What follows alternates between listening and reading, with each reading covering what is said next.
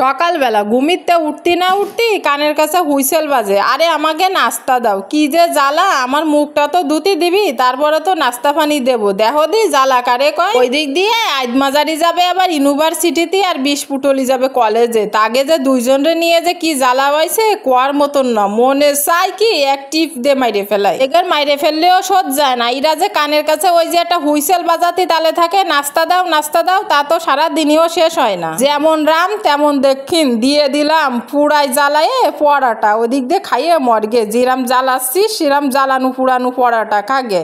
কি যে জ্বালাওয়াইছে, এক একজনের নাস্তা দিয়ে দিচ্ছি। ওদিক দিয়ে আবার আমার বিশপুটুলির জন্য আবার ডিম বাইজে নিচ্ছি। ঘরের বিটার জন্য আবার বাজলাম না, তার আবার গরম ডিম ছাড়া নসে না। সে যে কোন সময় উঠবে তার আবার খবর নেই। এই জন্যই দুই মাইপুতির জন্য দুটো ডিম বাইজে নিলাম। আত্মাটা বরে পরোটা দিয়ে তারপরে খাতি পারো। বসে গেলাম খাতি, কিরা খালো আর না খালো তা আমার দেখার দরকার নাই। নিজের কলিজাটা বরে খাতি পারলি আমি বাস উঠে চলে যাব অভিযানে। এই জন্যই তাড়াহুড়ো করে খাইয়ে নিচ্ছি। আমি ছাড়া এই ঘরের কাজ আর কিরা করবে? কোনো পাবলিক আছে নাকি করার জন্য? সবগুলো আছে খাওয়ার জন্য, কোনো পাবলিক কাজ করার জন্য নেই। দুপুর বাজে 12টা, চলে আসলাম ওই বুনো পাবলিকের জন্যই রান্না করতে। আমারে পাইছে বাবুর্চি, শ্রেষ্ঠ বাবুর্চি, তাই বাবুর্চি আর কি করবে, বাবুর্চিগিরির কাজ করে যাচ্ছি।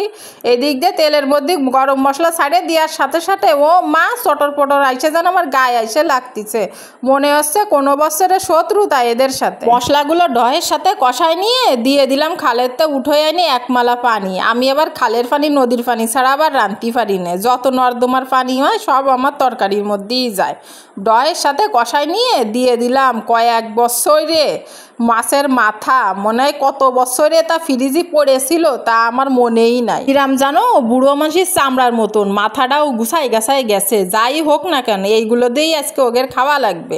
আমারে পাইছে আগলা বাবুর্চি রাঁধতে বেড়ে দেবো, আর ওরা পার পরে পা তুলে নিয়ে খাবে। এই জন্যে 10 বছরে পুরনো মাছের মাথা দিয়ে ওকে মুড়ি ঘন্ট রাঁধতে খাওয়াবো। কি যে জ্বালা, গলতি যাচ্ছে না।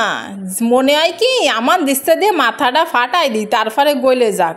দিয়ে দিলাম মুসুরির ডাল, খুসাই খাসাই দিচ্ছি মাছগুলোর কলজের ভিতরে, তাও গলতি যাচ্ছে না। দেখো দি কিরাম জ্বালা।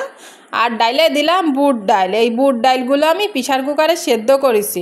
বুট ডাল হতে তো একটু সময় লাগে, তোমরা তো সবাই জানো। এই জন্য প্রেসার কুকারে দিয়ে একটু সেদ্ধ করে নিছি। কোনো রকম কষায় মশায়ে ডাইলে দিলাম গল গলায়, খালেরতে উঠোয় কয় কলস পানি। ওই দিক দিয়ে বুঝে দেখ, এদিক দিয়ে আমি রাঁধতে ফেলি দিয়ে ডাইকে দিলাম ডহের সাথে অতি থাক। এদিক দিয়ে আমার ভাত হয়েছে কিনা তা আবার চেক করতেই আসলাম। তা না হলে ভাত গলে গেলি কেউ আবার খাতি চাবে না। ওই যে একটা দোষ আছে, রান্না 19তে 20 হলি যত দোষ বাবু নেয়া বাবু। আমার ডাইল রান্না হয়ে গেছে, এখন আমি নামাই ফেললাম। এবার ওই ঘরের ওই বুনো পাবলিকে ডাইকে ডাইকে বসতে দেবো খাওয়ার জন্য। আরে তোরা কিরা কোথায় আছিস, থাল নিয়ে বসে যা। তো ভিডিওটা কেমন লাগলো অবশ্যই জানাবা, ভালো লাগলে লাইক শেয়ার করে দিবা। আজকের মতন বিদায় নিচ্ছি, সবাই ভালো থাকবা সুস্থ থাকবা, আল্লাহ হাফেজ।